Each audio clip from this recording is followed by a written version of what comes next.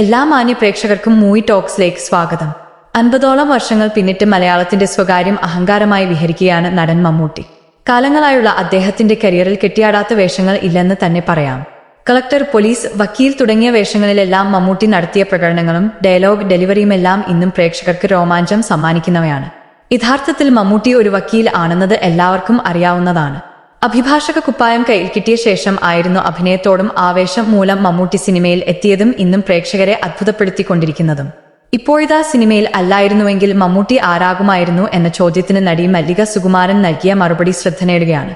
ഒരു യൂട്യൂബ് ചാനലിന് നൽകിയ സ്പെഷ്യൽ പ്രോഗ്രാമിൽ ആയിരുന്നു മല്ലികയുടെ തുറന്നു പറച്ചിൽ. നടൻ ആയിരുന്നില്ലെങ്കിൽ മമ്മൂട്ടി ഇപ്പോൾ എന്താകുമായിരുന്നു എന്ന ചോദ്യത്തിന് മമ്മൂക്ക ഇപ്പോൾ സുപ്രീം കോടതി ജസ്റ്റിസ് ആയിരുന്നേനെ. മഞ്ചേരിയിൽ തുടങ്ങിയെങ്കിലും ആൾ ചില്ലറപ്പെട്ട വക്കീലൊന്നും ആയിരുന്നില്ല കേട്ടോ. മമ്മൂട്ടിയെ പേടി ഉള്ളവരൊക്കെ ഉണ്ട്. ചെറിയ ചെറിയ കേസിന് വരെ ശിക്ഷ വാങ്ങിക്കൊടുത്തിട്ടുണ്ട് നമ്മുടെ സൂപ്പർ സ്റ്റാർ. അയാളോടുള്ള വിരോധം കൊണ്ടല്ല, കറക്റ്റായ രീതിയിൽ വാദിക്കും. തെറ്റ് ആരുടെ വശത്താണെന്ന് വാദിച്ചെടുക്കും, ശിക്ഷയും കിട്ടും എന്നാണ് മല്ലിക സുകുമാരൻ പറഞ്ഞത്. അതേസമയം പ്രമേഹം എന്ന ചിത്രമാണ് മമ്മൂട്ടിയുടേതായി ഏറ്റവും ഒടുവിൽ റിലീസ് ചെയ്തത്. ടർബോ ആണ് റിലീസിന് ഒരുങ്ങുന്ന ചിത്രം. വൈശാഖ് സംവിധാനം ചെയ്ത ചിത്രത്തിന്റെ ഷൂട്ടിംഗ് അടുത്തിടെ പൂർത്തിയായിരുന്നു.